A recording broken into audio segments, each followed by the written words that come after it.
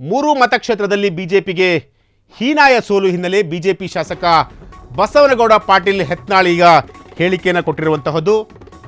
ಮೂರು ಮತಕ್ಷೇತ್ರದಲ್ಲಿ ಈಗಾಗಲೇ ಬಿಜೆಪಿ ಪಕ್ಷ ಹೀನಾಯವಾಗಿ ಸೋಲನ್ನು ಅನುಭವಿಸಿರುವಂಥದ್ದು. ಬಿಜೆಪಿ ಶಾಸಕ ಈಗ ಬಸವನಗೌಡ ಪಾಟೀಲ್ ಹೆತ್ನಾಳ್ ಈಗ ಒಂದು ಸ್ಟೇಟ್ಮೆಂಟನ್ನು ಕೊಟ್ಟಿರುವಂಥದ್ದು. ಅಂದರೆ ವಿಜಯೇಂದ್ರ ನಾಯಕತ್ವವನ್ನು ರಾಜ್ಯದ ಜನರು ಒಪ್ಪಿಲ್ಲ, ಬಿಜೆಪಿಗೆ ಇಂತಹ ಹೀನಾಯ ಸ್ಥಿತಿ ಬರುತ್ತೆ ಅಂತ ನಮಗೂ ಕೂಡ ದುಃಖವಿದೆ.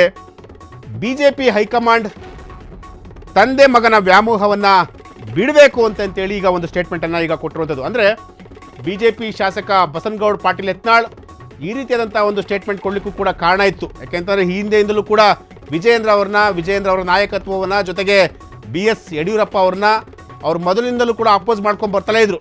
ಆದರೆ ಈ ಚುನಾವಣೆ, ಈ ಮೂರು ಕ್ಷೇತ್ರದ ಚುನಾವಣೆಯ ಸೋಲಿದೆಯಲ್ಲ, ಆ ಒಂದು ಸೋಲು ಎಲ್ಲೋ ಒಂದು ಕಡೆ ಈ ರೀತಿಯಾದಂತಹ ಒಂದು ಮಾತುಗಳನ್ನ ಆಡಿಸ್ಲಿಕ್ಕೆ ಸಾಧ್ಯ ಆಯಿತು ಅಂತ ಅನ್ಕೋಬೋದು. ಮೂರು ಕ್ಷೇತ್ರದಲ್ಲಿ ಬಿಜೆಪಿಗೆ ಹೀನಾಯ ಸೋಲು.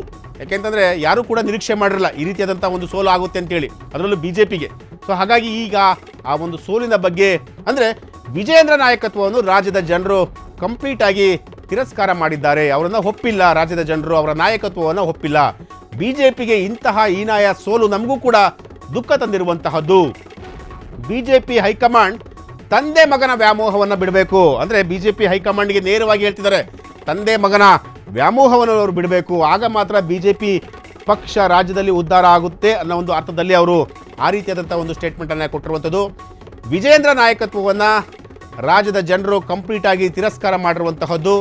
ಬಿಜೆಪಿಗೆ ಇಂತಹ ಹೀನಾಯ ಸೋಲು ನಮಗೂ ಕೂಡ ದುಃಖವಿದೆ. ಅಂದರೆ ಈ ರೀತಿಯಾದಂಥ ಒಂದು ಸೋಲಿದೆಯಲ್ಲ, ಆ ಸೋಲು ನಮಗೂ ಕೂಡ ದುಃಖ ಇದೆ ಅನ್ನೋ ಒಂದು ಅರ್ಥದಲ್ಲಿ ಹೇಳಿರುವಂಥದ್ದು. ಬನ್ನಿ ಅವ್ರೇನು ಹೇಳಿದ್ರು ಕೇಳ್ಕೊಂಬರೋಣ. ಎಲ್ಲ ಬಾಗಲ ಬಂದ್ ಮಾಡಿ ಒಂದೇ ಬಾಗಲ ಇರ್ತೈತೆ ಅಂತ ಹೇಳಿ, ಆದ್ರೆ ಇವತ್ತು ಎಲ್ಲ ಬಾಗಿಲುಗಳು ಬಂದ್ ಆಗಿದ್ದು ನಮಗೂ ದುಃಖ ಇದೆ. ಬಿಜೆಪಿಗೆ ಇಂಥ ಹೀನಾಯ ಸೋಲು ನಿಜಕ್ಕೂ ನಾವು ನಿರೀಕ್ಷೆ ಮಾಡಿರಲಿಲ್ಲ.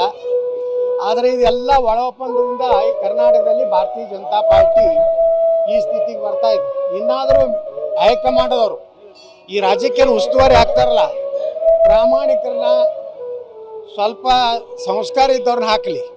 ಯಾಕಂದರೆ ಆ ಅರುಣ್ ಸಿಂಗ್ ಹತ್ತಿದ್ದ ಹಿಂದಕ್ಕೆ, ಅರುಣ್ ಸಿಂಗ ಒಬ್ಬ ಯಡಿಯೂರಪ್ಪ ಮತ್ತು ವಿಜಯೇಂದ್ರನ ಒಬ್ಬ ಸಂದೇಶವಾಹಕನ ಕೆಲಸ ಮಾಡಿದ್ರ ಪರಿಣಾಮ ಇನ್ನು BJP ಕರ್ನಾಟಕದಲ್ಲಿ ಇನ್ನೂ ವಿಜಯೇಂದ್ರ ಮಾಡಿದ್ದು ಜನ ತಿರಸ್ಕಾರ ಮಾಡ್ಯಾರತ್ತು ಸ್ಪಷ್ಟ ಸಂದೇಶ ಇದೆ.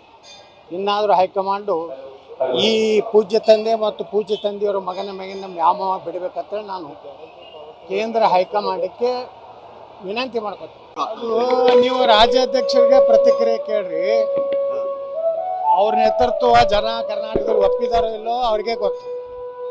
ಮತ್ತು ನಿನ್ನೆ ಅವರು ದಿಲ್ಲಿಯಾಗಿ ಹೇಳಿದ್ದ, ಎಲ್ಲ ಬಾಗಲ ಬಂದ್ ಮಾಡಿ ಒಂದೇ ಬಾಗಲ ಇರ್ತೈತೆ ಅಂತ ಹೇಳಿ.